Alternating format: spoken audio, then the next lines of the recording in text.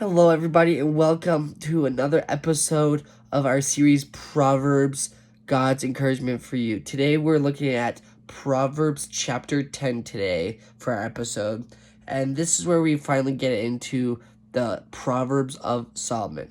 So from here until the end of Proverbs, we'll be going through the Proverbs of that Solomon wrote and the wise words that he wants to give us as encouragement that God gave him.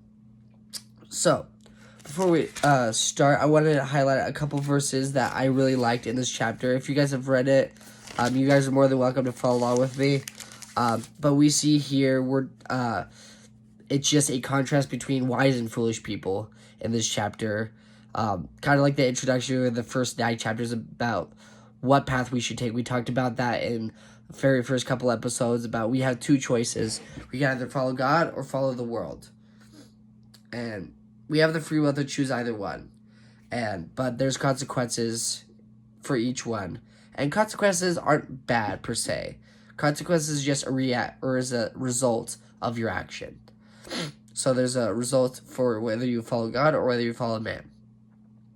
And that's what we're kind of going into here. And we see that starting out in verse 1 of chapter 10, talking about saying, a wise son makes a glad father, but a foolish son is a sorrow to his mother.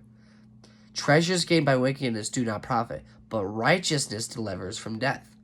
So we see here that they're contrasting between a wise man and a foolish man. So 2 verses I really wanted to really dig into in this chapter, in this episode, was verses 12 and verses 21. These were 2 verses I highlighted in my Bible that I really liked when I've read through Proverbs. I really was encouraging to me. There are a couple of them that I actually got to memorize as well. But verse 12, it says, hatred stirs up strife, but love covers all offenses. Now, there's been a lot of debate about what they're trying to interpret when they read this. And some people is like, well, we can't cover sin. So what are they talking about? Only God could do that. I feel like that's kind of like contradictory to what the Bible says. And yes, that is true, but that's not what it's saying, even though it comes off like that. The note in my Bible, I have a note here in my Bible. Here, let me find it real quick. I'm just kidding, I do not have, no. But one of the notes here says, it's talking about how when we live in hatred, we stir up strife, obviously, stir up things, hatred towards each other, violence, all this kind of stuff. When we show hatred to each other, that's what happens.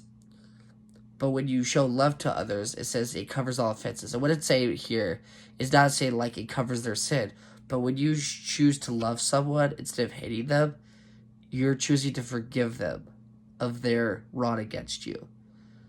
And that could technically be a sin in their sight, yes, but it doesn't mean you're forgiving them of their sins. You're forgiving them of their actions, of what they did against you.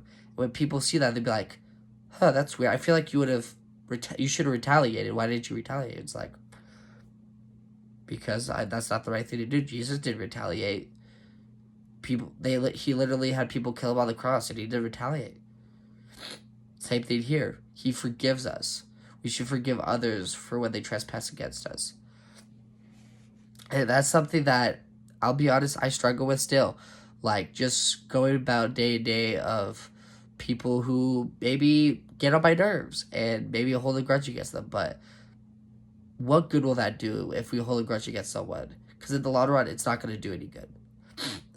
And then verse 21, I really like, the lips of the righteous feed many, but fools die for lack of sense. This one I kind of think is kind of funny because it's kind of straightforward, but it's also kind of dissing people who are kind of stupid, or fools, stupid, people who make stupid decisions. But the lips of the righteous feed many, but fools die for lack of sense. So it's not being literal when it says like feeds many, but more of like a metaphorical sense, like the lips of the righteous feed many, and like giving wisdom for the soul, giving spiritual food for us is what it's talking about. It feeds lots of people. But someone who's stupid and foolish, they're going to die. They're going to starve. They're basically going to kill themselves spiritually. the lack of sense, saying, like, if you be stupid, you're not going to get anything out of it. You're going to starve yourself to death. But be wise and be righteous towards people. Have righteousness towards people. Be wise towards people. Because it will give, the wisdom you give them will be so beneficial to them in the long run. But overall, I really love this chapter. It is such a great chapter to talk about. Some other verses that I really like. It kind of just talks about the righteous and a foolish person, which is kind of where we're at in this day and age, where it kind of gives us step-by-step of how we can live our lives to glorify God and bring light to shed the light of God to others in a world full of foolish people. Another verse I really liked, verses starting 27 through 30 starts off saying, "The fear of the Lord prolongs life, but the years of the wicked will be short. The hope of the righteous brings joy, but the expectations of the wicked will perish. The way of the Lord is a stronghold to the blameless, but destruction to evildoers. The righteousness will never be removed, but the wicked will not dwell in the land."